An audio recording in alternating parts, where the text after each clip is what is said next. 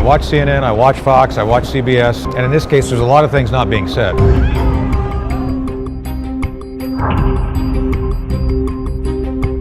It almost certainly is a recombination event that was laboratory driven.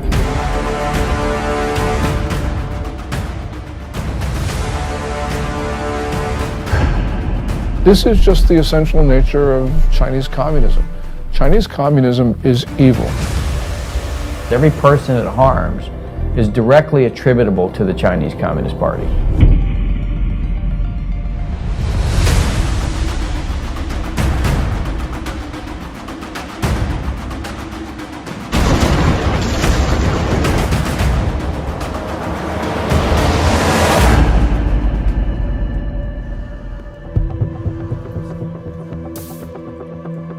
I began looking into the origin of the now widely known coronavirus in early February, with its timing amid the Hong Kong protests, the Taiwan elections, and the US-China trade war. My name is Joshua Phillip. I'm an investigative reporter at the Epoch Times in New York, writing about the Chinese Communist Party's programs of espionage and unconventional warfare for well over a decade. Videos and messages from Chinese citizens leaking through the censorship suggested the situation was much worse than what the regime was reporting. As my research progressed, initial answers turned into more questions. I soon realized there was much more to the story than we were being told. Today, the coronavirus is impacting over 100 countries around the world. Billions of lives are at risk. And from what is said by the Chinese Communist Party, this allegedly started spontaneously in the seafood market in Wuhan, China.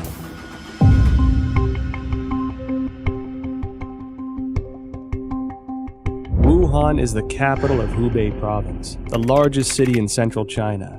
Huanan Seafood Market is located in Jianghan district of Wuhan City and is a large, comprehensive market that includes pork and a variety of frozen seafood, flavored spices, as well as some game meats. The first thing that received public attention about the epidemic was an internal notice from the Wuhan Health Commission. There has been a continuous occurrence of pneumonia cases of unknown cause. The notice issued on December 30, 2019, clearly required all medical units to report similar cases of unknown pneumonia. The notice started spreading online, and on December 31, 2019, the Wuhan Health Commission issued a public notice for the first time, saying that some medical institutions found a link between the pneumonia cases and the Huanan seafood market. However, the notice pointed out that there was no evidence of obvious human-to-human transmission and no infection among medical personnel. On January 1, 2020, the Huanan Seafood Market posted a notice of closure. This was followed by a thorough cleanup of the market, which as an investigative reporter seemed rushed. Guan Yi, a well-known Hong Kong expert, echoed my concern that the move was like destroying a crime scene. Since then, Wuhan officials have repeatedly said that most cases of pneumonia in Wuhan have a history of exposure to the Huanan seafood market. On January 26, the Institute of Virology of China CDC announced that 33 of the 585 environmental samples from the Huanan seafood market were found to contain the novel coronavirus nucleic acid, and the virus was successfully isolated from the positive culture samples, suggesting that the virus originated from wild animals sold at the market. At this point, Huanan Seafood Market being the source of the epidemic became an official conclusion. A few days later, however, a report from the journal Science published online challenged that story. The report cited a paper in The Lancet, one of the world's top medical journals, and questioned whether Wuhan's novel coronavirus pneumonia could not have originated at the market. The paper, titled Clinical Features of Patients Infected with 2019 Novel Coronavirus in Wuhan, China, was published in The Lancet on January 24. The first author of the paper is Huang Chaolin, Deputy Director of Jinyintan Hospital, the first designated hospital for treatment of unknown pneumonia in Wuhan. Why would this come as a challenge to the official narrative? I think this journal article is very important. It reveals a lot of important information. For example, this paper talks about the first patient onset was actually on December 1st. These patients were not related to Huanan Seafood Market. and also no epidemiological association was found between the first patient and subsequent patient. And then also on this paper, I talk about on December 10th, there were 3 more onset cases, 2 of which were not related to Huanan Seafood Market wholesale. Major discovery is that a total of 41 patients were counted in this paper, and 14 of them proved to be unrelated to the seafood market, accounting for more than 1/3. No one sells bed at the seafood market too, and the official from CDC didn't mention they find any beds in the seafood market too. Certainly the Lancet paper showing that supposed patient 0 was nowhere near the market.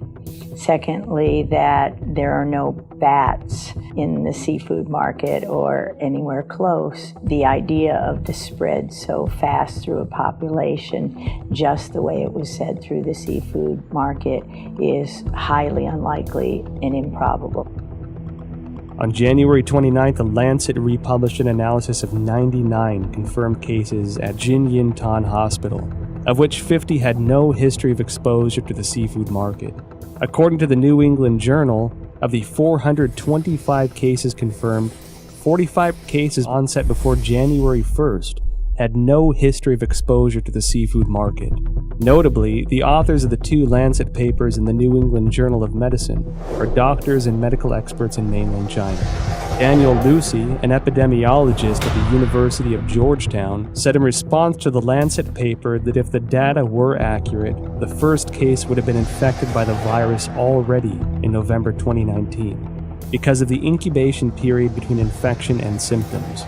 This would mean that the virus was quietly spreading between people in some parts of Wuhan before the cluster of cases with a history of exposure to Huanan Seafood Market began on December 15. The first expert group from the National Health Commission arrived in Wuhan as early as December 31st, 2019. The expert panel established a set of diagnostic criteria after investigating Jinyintan Hospital of Wuhan that stipulated a history of contact with Huanan Seafood Market, the person having a fever, and displaying the whole genome sequence. All 3 standards have to be met to confirm a case. This standard was used until a second group of experts, including Zhang Nanshan, arrived in Wuhan on January 18th and made a revision. Why did the panel impose a history of seafood market exposure as a criteria of diagnosis, knowing that at least 1/3 of the cases were unrelated to the seafood market? They clearly know about 14 patients not related to Huanan Seafood Market at all. That clearly means another source of outbreak. I think somehow this could be a malfeasance or somewhat intentionally cover up some important source of infection. It can go a long way to covering up the actual source by imposing a false place and you're not looking at the actual victims. Then you're only allowed to find your keys under the light post. The numbers that we're getting from China about new infections and deaths are highly suspicious. We know that Beijing, for 6 weeks in December and January, suppressed information of the epidemic. And then when they officially acknowledged it on January 20, they then started a campaign of suppression of information. We know that because the central leading group that was announced on January 26 has a 9-person roster, and it's very heavy with propaganda officials. Indeed, the vice chairman of the group is the Communist Party's propaganda czar. It appears that the party's main goal here is suppression of information, controlling the narrative. That's more important to them than actually ending the epidemic. I was in China when SARS happened, and we were evacuated, and it was the exact same thing. There's no transparency. They tried as long as they could to cover it up until finally it was just like with the coronavirus, they could no longer cover it up, and then they proceeded to act. I mean, I think from my perception back then, their response to it is exactly the same.